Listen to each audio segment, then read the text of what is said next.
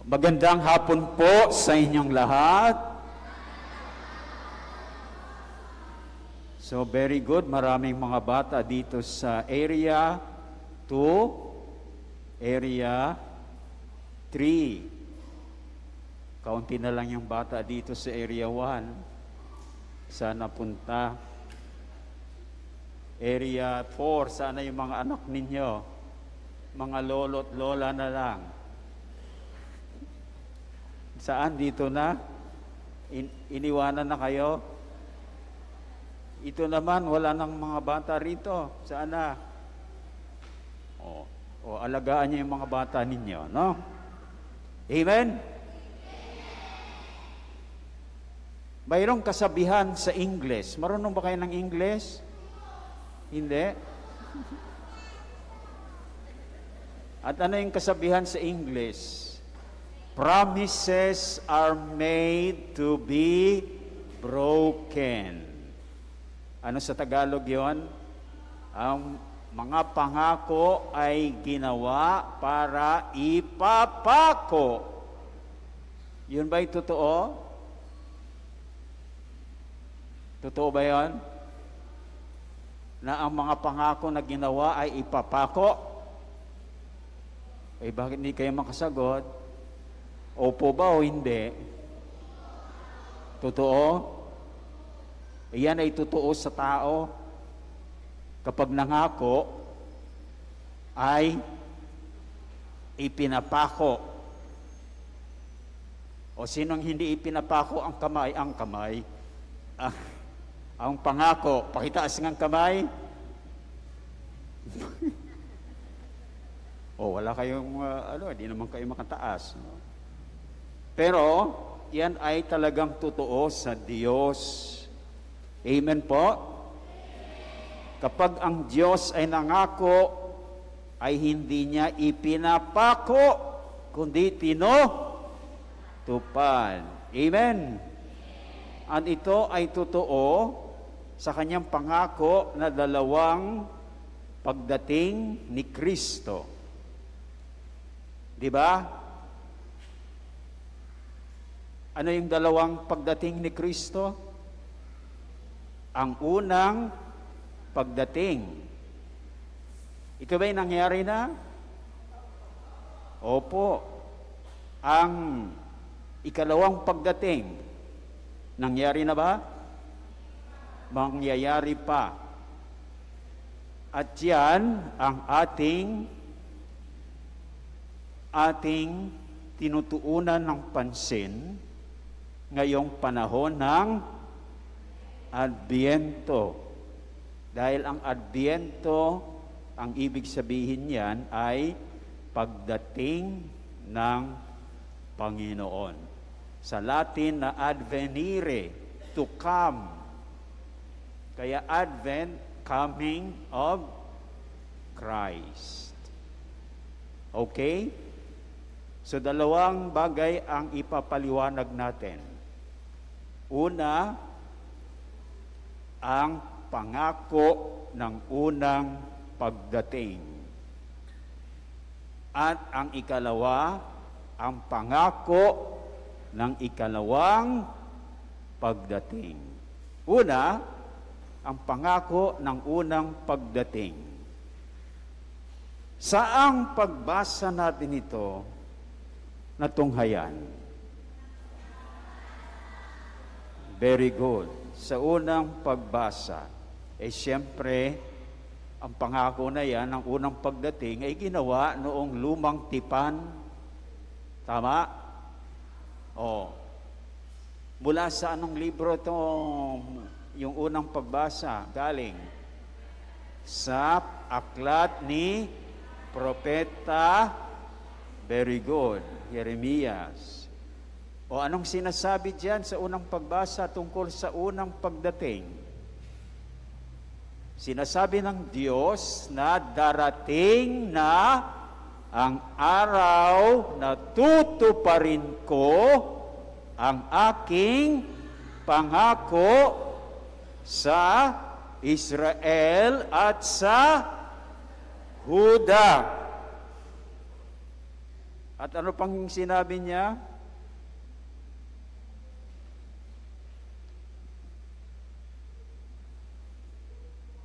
Pasisibulin ko ang matuwid na sanga ni David. O, sino itong pasisibulin na matuwid na sanga ni David? Ito ay walang iba kundi ang ating Panginoong Kristo na ipinanganak ni Mama Mary. So darating pa, parang sinasabing tutuparin ko pa lang. Natupad na ba? O natupad na, no?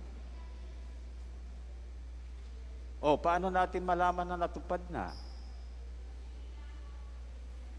Ang sinilang na si Jesus. Sa aling pagbasa, mayroon bang pagbasa diyan na sabing isinilang ni Maria si Jesus? Wala naman eh. O, kita mo. So, sa ikalawang pagbasa, ipinahihiwatig dahil si San Pablo sa kanyang sulat, sa mga unang sulat sa mga taga-Thessalonica, mayroon siyang binabanggit tungkol sa pagdating ng Panginoon. At anong pagdating ng Panginoon ang kanyang binabanggit? Ang muling pagdating. So ipinahihiwatig nito na kung ang binabanggit ni San Pablo ay yung muling pagdating o ang ikalawang pagdating, ibig sabihin niya, nangyari na ang unang pagdating. Tama ba ako? Okay. At sa Ebanghelyo, ay dumating na talaga dahil sa Ebanghelyo narinig natin na si Jesus ay nangangaral sa kanyang mga alagad. Pwede bang mangangaral si Jesus kung hindi siya dumating? Hindi ba? At ang ipinangangaral niya ay tungkol sa kanyang ikalawang pagdating. Okay? So, dito na tayo sa ikalawa, no? Ang pangako ng ikalawang pagdating na si Kristo mismo ang nangako. At ipinaalam pa sa atin ang mga palatandaan bago mangyari ang kanyang ikalawang pagdating. Ilang mga palatandaan? Una, anong unang palatandaan? Hindi ninyo alam. Dapat alam nyo, no? Ang mga tanda sa araw, sa buwan, sa mga bituin. Ano yung tanda na ito? Pagbasahin mo yung ibang ebanghelyo, ang tanda ay magdidilim ang araw. Magdidilim ang buwan. At ang mga bituin ay maglalaglagan mula sa langit. Maganda ba yan? Nakakatakot. Malaglagan tayo, no, ng mga bituin. At wala nang madilim na. Wala nang ilaw. Magdidilim na ang araw at buwan. Di ba? Nakakatakot yun. Madilim na lahat. Nalaglagan pa tayo ng mga bituin. At pangalawa, nangyayari na ba yan? Hindi pa, maliwanag pa yung hindi ba? Pangalawa, sa lupa, ang mga bansa ay, ano mangyayari sa mga bansa? Masisindak at malilito dahil sa ugong at daluyong ng dagat. Ito yung tinatawag ngayong storm surge. Nako, siguro napaka-laking storm surge yun. Kapag natamaan tayo, distraction. Nakita niyo? O, pangatlo, anong mangyayari? Hihimatayin sa takot ang mga tao dahil sa pag-iisip. Sa alin ang iniisip? Sa mga sakunang darating. Pwede ba yon? Hihimatayin sa takot, no? Pang-apat, mayayanig at mawawala sa kanilang landas ang mga planeta. Oh, you see? At kapag nangyari na raw niyan, darating na ang Panginoon na nasa alapaap. At sabi ng Panginoon, magalak kayo dahil malapit na ang pagliligtas sa inyo. Talaga bang magagalak kayo?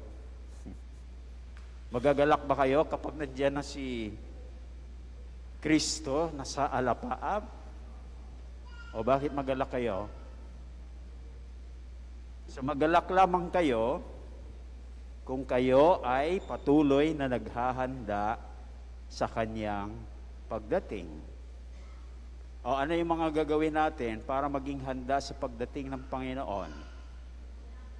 Mayroon po tayong dalawa mula sa ikalawang pagbasa. Ikawalang pagbasa ay saan galing? Sa unang sulat ni San Pablo sa mga taga Thessalonica. At tatlo sa Ebanghelyo ayon kay San Lucas. So, dalawa, ano yung una sa ikalawang pagbasa? Palaguin at pag-alabin ang pag-ibig sa isa't isa. O kayo mga bata, umaalab ba at lumalago yung pag-ibig ninyo sa inyong mga magulang? O hindi makasagot yung mga bata no? Yun. O kung sino man ang makasalamuha mo magiging bahagi ng iyong buhay, dapat umaalab, lumalago ang inyong pag-ibig sa kanila. Amen ba yun? Baka kung sabi mo, hindi ko naman to anak o hindi naman miyembro to ng pamilya ko. Wala akong pakialam. Pero inaasahan pala ni Lord, no? Na dapat palaguin at pag-alabin natin ang ating pag-ibig sa isa't isa at sa lahat. Tama ba ako? Yan ang sabi dyan no? Sa lahat na makasalamuha mo o naging bahagi ng iyong buhay. Kaya ba yan? Wala, hindi. Kaya?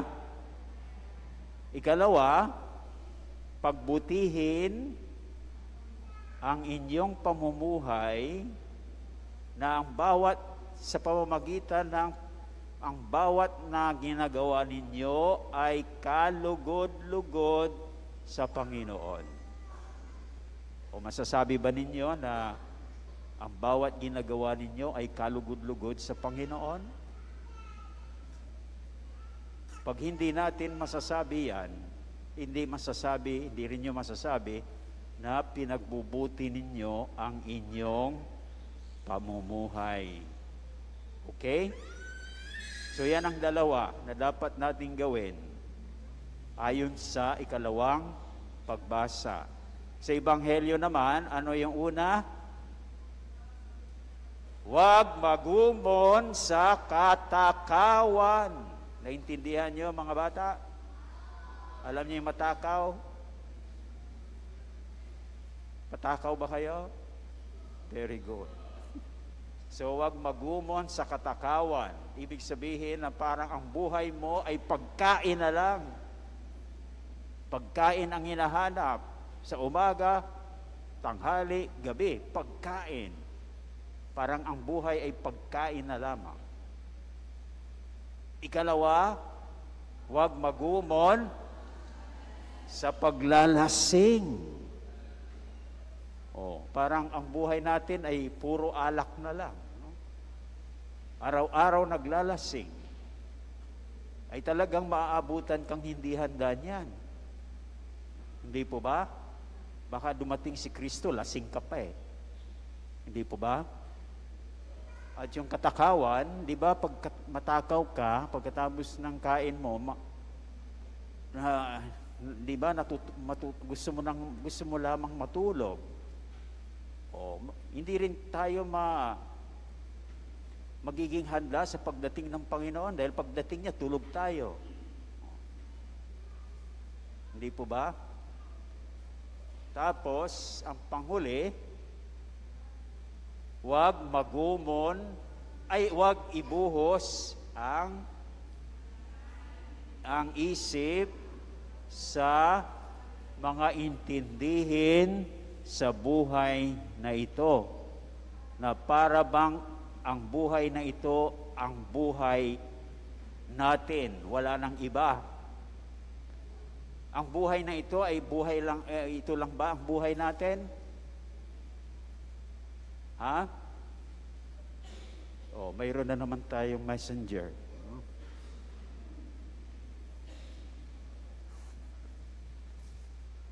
Ang buhay bang ito lang buhay natin? Hindi po. May buhay pa tayo sa kabila at yun ang mas importante. Dapat doon natin ibuhos din ang ating isip. Hindi po ba? Tama po ba ako? So yun ang 5 sinasabi ng mga pagbasa ngayon na dapat nating gawin para tayo ay magiging handa sa pagdating ng Panginoon. O maalaala ba ninyo ano yung una? Pag-alabin, palaguin ang pag-ibig sa isa't isa at sa lahat.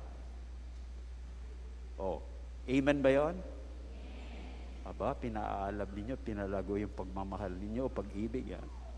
Pangalawa, pinagbubuti ninyo ang inyong buhay dahil ang bawat ginagawa ninyo ay kalugod-lugod sa Diyos. Amen ba yun? At pangatlo, hindi kayo nagumon sa katakawan. Amen ba? Pangapat, hindi kayo nagumon sa paglalasing. Mga bata, narinig niyo bang paglalasing? Alam niyo yung paglalasing? Hindi nila alam. Wag na niyong alamin yon. Amen ba yon? At wag mabuhos ang isip sa mga intindihin dito sa buhay na ito. Amen? So, gagawin ba ninyo ang 5 yan? Pangako ba yan kay Lord? Pangako ba? Kung pangako yan kay Lord, sana huwag ninyong ipapako, kundi patuloy ninyong tuparin. At kayo'y handang-handa sa pagdating ng Panginoon.